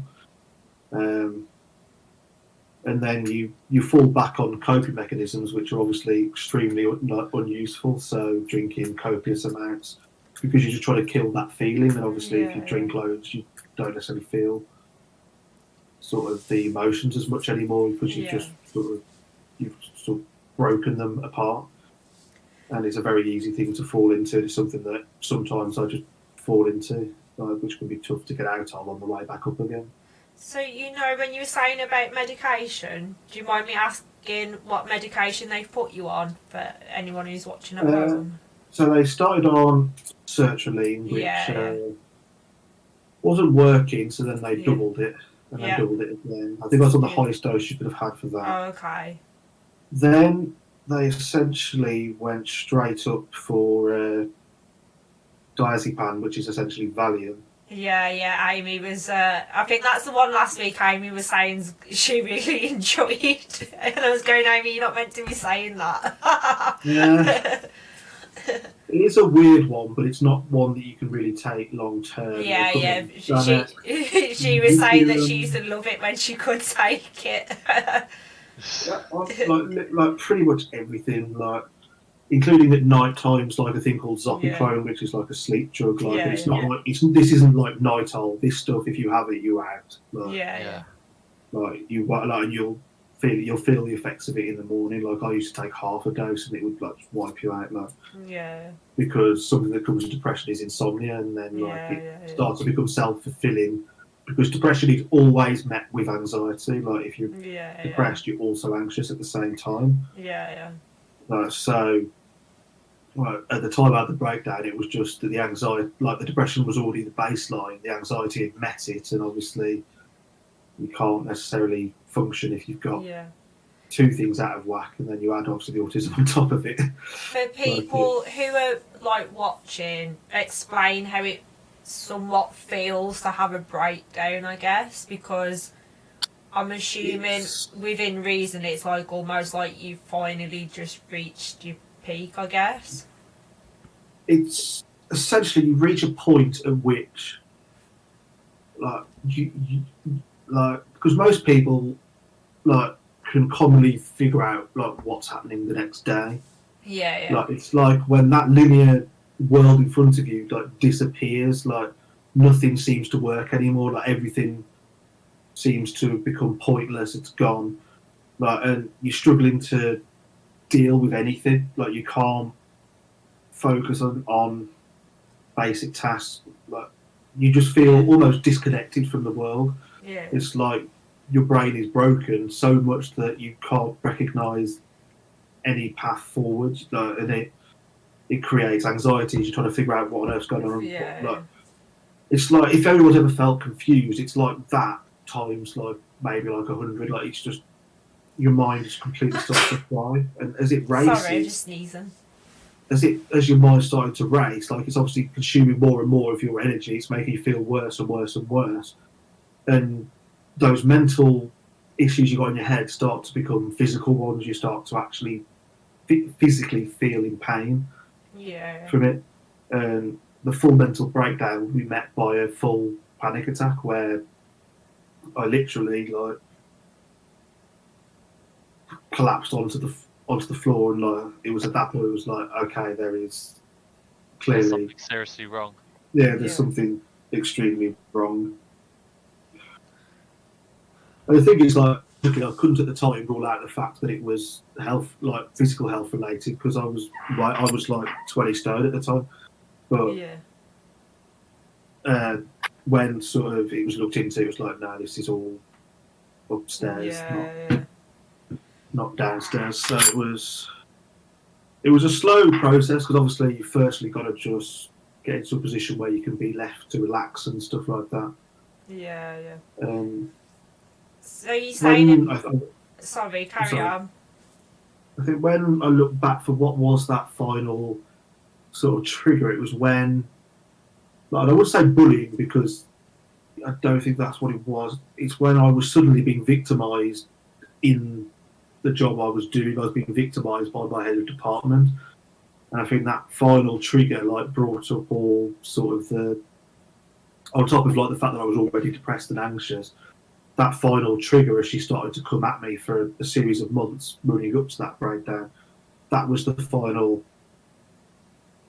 sort of straw that led me there. I think it's something that I've always tried to impress on kids that I've caught bullying, the fact that sometimes these things actually leave marks on someone that you don't are semi-permanent or definitely a constant. I totally agree with that. And like I can look back now and like fully understand that actually, they were in the wrong. But at the time, because you're so depressed, you think, oh my God, they're right. I can't possibly. I can't teach. I can't do my job. I can't do this. If I can't do that, then I can't do the basics. Then I can't do like. So it starts to become a domino effect of stuff that you can't do, and because you're depressed, you only look at the negative. It's can't. So when someone says, "What can I do to help?" the answer's going to be nothing. Yeah, you hear that way too often, really. Yeah, and obviously there probably is stuff that can be done, but it's better to ask someone with depression what they can do when they are appearing to be less depressed. Because they're probably going to have a better idea, but when you're fully down and out at the time, you can't. Sometimes as well, sometimes you feel like nothing will make a difference, but sometimes as well you can almost be too scared to ask for help as well, I guess. So I feel like it's a sort of both angles, sort of thing. I can be a bit of a pain to not like to ask for help, and I like to always be like, oh, Miss Independent, get on and do stuff, and really you can't do everything alone. You've got to learn to sort of be able to ask for help if you need it, but it is very difficult to do, especially because depression sometimes can make you feel like you don't deserve it, like I say, even though that's crazy. It is very manipulative of how you feel, I guess, and you don't know that that's not your fault. It's very hard to tell the difference. It's almost like a parasite living off you, I guess. Yeah, I mean, you can literally be shown evidence that like your thought pattern is wrong and negative because of the depression, and it just won't matter, because when the episodes hit, it had been quite a while coming, this one. Like the first thing that I'd go back to is like that feeling that I'm useless, I can't do anything, like I'm no good at anything, there's no point in being here, there's no point in living, there's no point in carrying on. And obviously, because one of my other major episodes came from sort of work-based, whereas this one didn't, Yeah. but I still reverted to that you can't do your job, and like Yeah. It's I've funny I've how had people old. around me who've kept my results over the last sort of 3 years since I've been back at work, and they've gone, you clearly can do the job, like no one can match this. It's like, but like none of that matters at that point. You just ignore the evidence of your own eyes because your brain's already fried. It's already gone. But on a more positive note, you was just saying about when you had your breakdown before, you was, did you say 20 stone, sorry? Yeah. So you clearly don't look 20 stone now, and I know you have been going to the gym, so what happened with that there? Because that's quite a positive thing, I guess. So I was essentially walking back from possibly a football match, but I can't remember what. And like I was just like super tired, like, and I think my dad, who I'd gone with, like clocked it. Like he'd obviously like been waiting to like mention it for a while, like, and like I thought, well, he hasn't seemed too bad recently. Yeah. So, like he started talking about like how I felt, if it was like acceptable, like to be like that, and like I reasoned at the time because I was in a fairly good place that no, it wasn't right. And then I think if you've got a mindset that can work so heavily against you, like the opposite could also be true. So like I am quite strong-willed, so I just started essentially working out, running, doing all sorts. Like, so I use a cross trainer. I usually go at least 10,000 meters a day, if not like more. Yeah. But like I got it into my routine essentially. Yeah. I think the problem it created is like it made people outwardly think, oh, he's doing much better because look, he's losing all of this weight. So it like almost removed the ability from other people's point of view for me to still be depressed. Yeah. It's good though that you managed to get that into a routine, because if your autism likes routine, to then have to disrupt it to even start in the first place, that's really good though, to be fair. Like I feel like you have got to give yourself a lot of credit to even break a routine in the first place, and then to consistently stick at something, because I hate exercise, so do you know what I mean? So there is some good things out of that as well. I think as well, like I was able to, like, this is sometimes a bit controversial, like, because like I'm all for body positivity, but like I would claw onto like some of these celebrities who, they can say they're happy with their bodies, that's fine, but they're promoting themselves as healthy when they're like 20 Oh God, oh no. stone. Like, I just mean I fell too much into that, whereas now I would say you can tell other people you're happy about how you are, but you can't tell people it's healthy to do that. Yeah. Because it's just so extremely unhealthy to live like that. Yeah, I just mean from the point of view that usually they say a lot of like not having excessive exercise, but a moderate amount of exercise is meant to help mentally with like releasing. Is it serotonin? I don't know what it's meant to be quite good for the brain though. And I tend to find, for me personally, getting fresh air is the best thing for me. So even if I'm just walking. Yeah, I do quite a bit of walking. Yeah. But that's the thing. Like, so when I hit the depressive episode, like all of that goes like straight out of the window. So like, you have to almost start again. Like, I have managed to start again sort of this week, but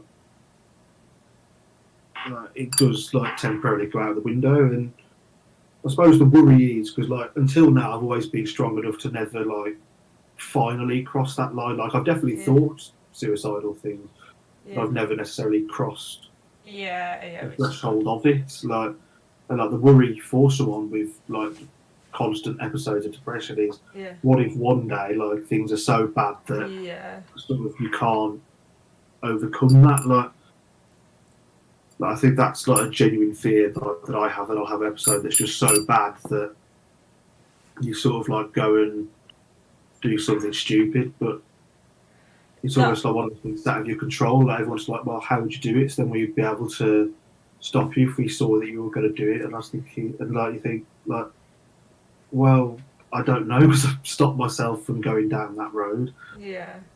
But I think from a point of something that crosses the mind. I think from a point of view of someone where thoughts have like sort of crossed my mind in the past, the only thing I would say to my past self, knowing what I know now, and I think Ben, from what he said before, would probably agree with this, if people would turn around and say, although it's really hard right now, XYZ is going to happen to you in future, and this is what you've got to look forward to, in the fact that I've ended up owning my own business, and like at the minute, if it wasn't for Crohn's, as much as I hate it, I wouldn't have set this stream up in the first place. I think that's the only thing sometimes that I think the second time round for me that made it a lot easier is I could tell myself, one, I'd already done it once and it was the hardest. The first time's always the hardest, I don't care what anyone says, but once I've already been through it, and secondly, what would I have missed out on if I give up on the first time? And like I say, I would have given up on so many life experiences and everything. And while at the time it's very difficult to see a lot of positives, especially if you've done it once, you can sort of think, right, well, since then this has happened, this has happened, this has happened. And I do think for me that made it so much easier, because I think, one, I don't want to let it beat me because I'm stubborn. And two, what else could I miss out on? Because if I've missed out on all these nice things, I could potentially miss out on a load of more nice things as well. Like with Ben, obviously, if you're saying you had such a hard time in school, but you've made such great friends when you started skating, it's such an empowering feeling to know you've worked past it. But all those nice things, I guess, and I think sometimes you have to take the small wins. Like for me, I don't know about you guys, but I've learned to have to, like, if I have a day where I only go to the toilet 3 times, that's a good win. I have to take it. Whereas most people would be like, "What do you mean 3 times in one day is a lot?" But to me, that's like my minimum. And I think you do sometimes have to just appreciate little things, although at the time it's very difficult to do. But I've found negative thinking breeds negative thinking, so I'll at least try and get something positive in it, in order to sort of switch it over, I guess. But it's very difficult because no two stories are the same in any sort of situation, whether it be depression or autism, or I don't know, like me with Crohn's or whatever. I think the worst thing to say is like, cheer up, like. Yeah, that is literally the worst thing you could say, because it's like, well, that hadn't occurred to me, had it? So yeah, when I say, finally, I'm cured. Like, so when I say positive thinking, I don't mean it as no, I know what you mean. I was I just want to clarify. I was trying to like show the difference between like, yeah. to get someone to see a potential future as opposed to I think one of the best things you can probably say to someone who is struggling with depression isn't so much like cheer up or whatever. It's more, how are you doing really? And if you need me, I'm here. Like I'll always say to my friends any time of the day, even at 2 a.m, just if you really feel like you need me, just ring me. I'll always be there. I never ever say to one of them, cheer up. I'd start to, because obviously I've gone through some of my counselling courses. I have sort of like gone like, right, talk to me, let's try and see if we can figure out roughly what help we think that you might need to look at, if any, because you might just be having a bad day. But if someone's obviously showing what I would class as signs of obviously anxiety or depression, being as I've been through it, because for me having like a generalised anxiety disorder, I'm sort of the opposite side of you, so I'm almost like permanently an anxious person, but you sort of learn to deal with it, and if I get anxious for so long, then I'll get depressed. Whereas I assume maybe with yourself, it's more like you've got depression, and then if your depression starts to spiral, that's when the anxiety gets worse, so it's almost the reverse. And it's a never-ending thing that, like, people go, like, what's she worrying over now? Just stop worrying. But unfortunately, it's not that easy. So, whereas you probably get the cheer up, I get the, oh, stop worrying, you'll be fine. It's like, oh, cheers. I'm going to have to wrap this up, guys, because we've literally 6 minutes off it being like 2 hours. 2 hours, yeah. Yeah, so this is getting a bit out of hand. So, Is there anything that you want to add, either in regards to autism or depression, that you want to give as advice to anyone out there that's watching or will end up watching on YouTube later? I think the key is to always like, if you even if you can't talk to someone, at least have people around that you know that you could, if you really had to, like, or people who could come and talk to you as opposed to it, like, and like to be aware of people around you, because I think sometimes just because someone appears to be okay on the surface, like a lot of people don't scratch that sort of surface, and I think especially with men, because I think it is men. It's definitely hard. I agree with that. I mean, it is the suicide is the biggest killer of men under 35. Yeah. Like, so clearly, there's too many other people out there who like see the veneer of like a guy trying to be a lad, like, and not realising that, you know, there's stuff going on. So I'd say, like, firstly, like, always have people around you can try and talk to, but secondly, be aware of other people, especially this sort of time. Yeah. Ben, do you have anything to add? Yeah, with regards to both, if you're going through these times and your best friends turn out to kind of like show you away, then you need a new group of friends. Yeah, there's nothing more I can say, because there's 6 billion plus people in the world. You can find people who aren't dismissive or who are going to sort of leave you in your dark times. It's some people are like shadows. They're with you through all your good times, but when stuff gets dark, they just vanish. Yeah. And anything to add from an autism point of view, or anything for anyone who's maybe struggling or getting a diagnosis, especially if it's been a bit later, I guess? I think the key thing is never too late to sort of get diagnosed, but also, like, it's not going to change your life necessarily, like, knowing, like, a lot of people, like, I've got one of my best friends got diagnosed last February. He was genuinely thinking, like, when this diagnosis came through, it was going to, like, completely change everything, like, and even though I was there telling him it absolutely won't, because it doesn't. Whilst it gives you an understanding, it changes very little. Like, it's something that unfortunately you have to accept and try and educate people on, because the thing is, like, me and Ben, like, as much as we would want to, we're not really going to fundamentally change. No. So, we have lived our lives as people who have this. If we're just told it, yes, it may explain some of the behaviours, but that isn't a substitute for what we've experienced as we have. So perfect. And thank you all for coming and giving up 2 hours to speak to me. So double the people, double the usual time. So, and anyone who's watched from beginning to end, I appreciate it. Or to anyone who did stop by during or whatever, and for Sassy Girl for giving the most amount of comments, and Dan and Elle stopped by as well at the start, I think.